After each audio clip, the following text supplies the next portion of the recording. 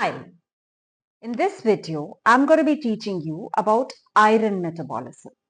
Now, a brief overview of what this video is going to be about. We are going to study how iron is absorbed in the duodenum. From the duodenum, it enters the blood circulation.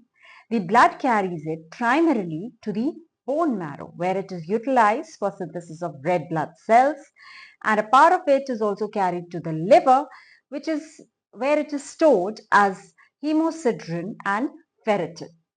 Now, let's take a deeper dive into the topic. There are two sources of iron, the dietary iron and the old and dying senescent RBCs. Believe it or not, this is the primary source of iron for the body. However, let's begin with the dietary iron. There are again two types of dietary iron, iron from plant sources, which is in its ferric form, which is not very well absorbed, and the iron from animal sources where the iron is bound to heme protein. Now, once the iron is consumed, this ferric form is converted to ferrous form in presence of hydrochloric acid in the stomach. Continuing along the alimentary tract, this reduced ferrous form reaches the duodenum. Also, there is still some unconverted ferric form.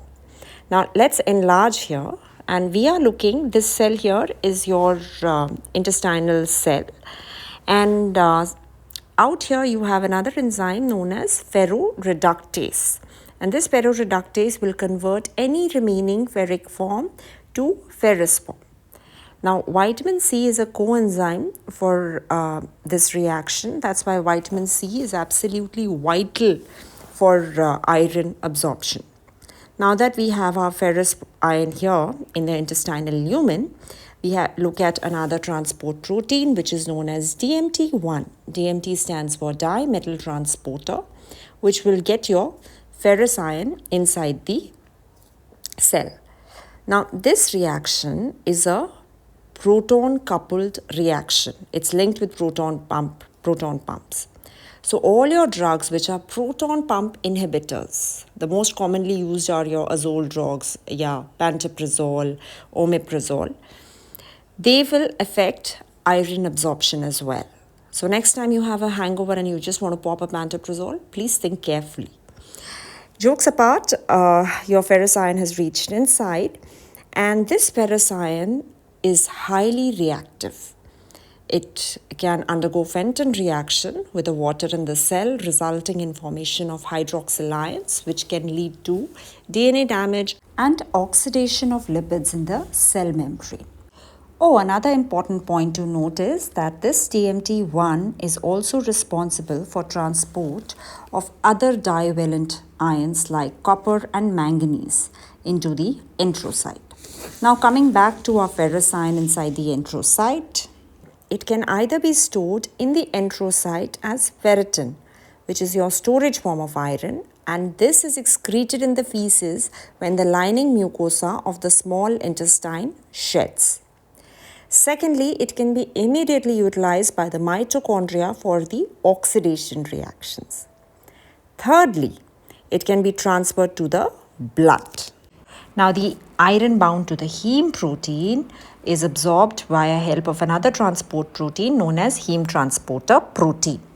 Now we have our blood vessel here, and now let's focus on the basolateral membrane of the enterocyte. Now, to move this iron out, it needs to be converted back to its ferric form. So this is an oxidation reaction because it will involve gain of electrons, and this happens in presence of an enzyme known as hephaestin, which is present on the basolateral membrane of the enterocyte. And to move the iron out, all the Game of Thrones fans can remember it very easily. Like you had the iron throne there, you have the iron door. Yes, the name of the protein is literally iron door. It is called ferroportin. Portin means door. So through this iron door of ferroportin, your ferric iron moves into the blood. Now within the blood, you have a protein known as apotransferrin. And apotransferrin has two sites for binding to your ferric ion. So your ferric ion will bind to apotransferrin, and it is called transferrin now, which is the transport form of iron. And primarily, the transferrin carries this ferric iron to your bone marrow, where it is utilized for heme synthesis, and liver, where it is stored as ferritin and hemosiderin. Now let's look at the mechanism of uptake of this ferric ion in the target cells. So through the blood, your ferric ion, your transferrin has reached the target organs, and all these target organs in the bone marrow and liver have receptors present on cells which are known as transferrin bound receptors. They have an affinity for transferrin, so they will bind to the transferrin as seen here, and then there is an endocytosis of the transferrin. The whole protein and the receptor complex, there is an endocytosis, and within the cell this will fuse with the endosome. And once it fuses with the endosome, because of the acidic environment, your ferric ion, rest of it gets digested, or their ferric ions are released within the cells. Now let's look at our main source of iron for the body, that is your old and dying RBCs. After 120 days, they are either, they reach the liver and the spleen, which have macrophages. And these macrophages will, because they are old, there are certain signals on these RBCs, so they will fuse and cause phagocytosis of these RBCs, and they will release ferric ion within the plasma, which is rerouted with the help of transferrin to the sites where it is required. Now let's look at regulation of iron absorption. Iron absorption is highly regulated because there is no mechanism of excretion from kidneys or detoxification happening in the liver. So however, liver secretes a protein known as hepcidin. Now this hepcidin has two sites of action. It will act on the enterocytes in the duodenum, and if there is an iron excess in your diet and sufficient iron is present in the body, it will cause endocytosis of the ferroportin, the iron door, thus reducing the iron absorption. Secondly, it will also send signals to the macrophages to stop the release of iron into the plasma. Now to conclude, we know that our ferritin is the storage form of iron, and transferrin is the transport form of iron.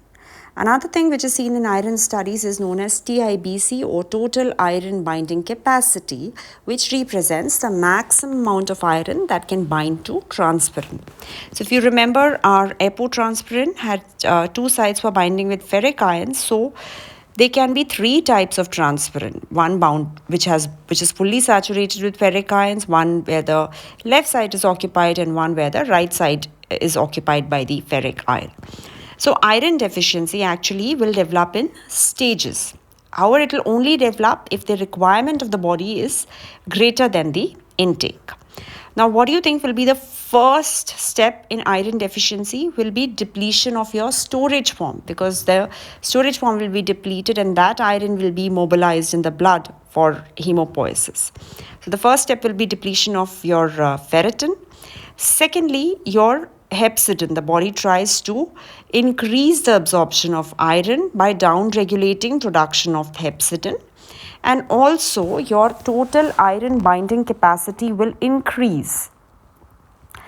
Second, in the later stages, you will have, once the serum iron will reduce, your transferrin levels will rise. Why will the transferrin levels rise? Because more transferrin will be available for transporting iron to the respective sites.